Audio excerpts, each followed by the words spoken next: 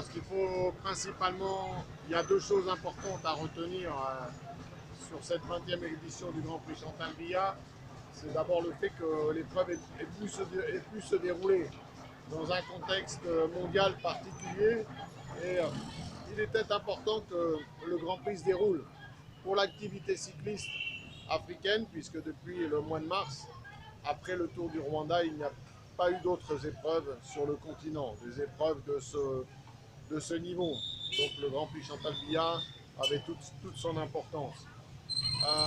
Maintenant, il y a eu une belle participation. Les organisateurs ont réussi à accueillir 10 équipes, ce qui est la règle minimum pour être au calendrier UCI, avec un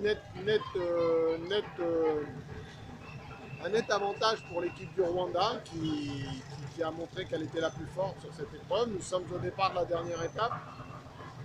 Logiquement, le Rwandais Moïse Mugisha devrait l'emporter. Voilà, il nous reste encore quand même cette dernière étape à effectuer. Et puis, n'oublions pas que c'était la 20e édition du Grand Prix Chantal Biya. La première dame a fait honneur à l'épreuve puisqu'elle était là hier à l'arrivée à Meyomé Sala pour la cérémonie de remise des prix. Voilà, dans l'ensemble, ça s'est très bien passé. Et comme je le dis à chaque fois, il y a ici un vrai savoir-faire. Il faut continuer dans cette dynamique et surtout ne pas se reposer sur ses lauriers. Il faut continuer à travailler, à progresser.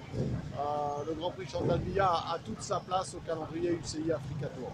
Et s'agissant des cyclistes camerounais, qu'est-ce que vous dites? Les Camerounais, ils se sont battus un peu comme les autres équipes.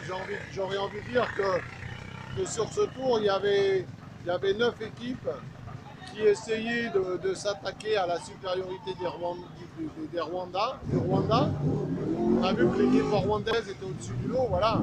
Les Camerounais n'ont pas démérité. En tout cas, ils ont attaqué tous les jours. Clovis Kamzong Abosolo est encore bien placé au classement général ce matin avant cette dernière étape. Ce n'est pas fini. Mais voilà, ils sont tombés sur plus fort qu'eux. Mais les Camerounais n'ont surtout pas démérité. Merci.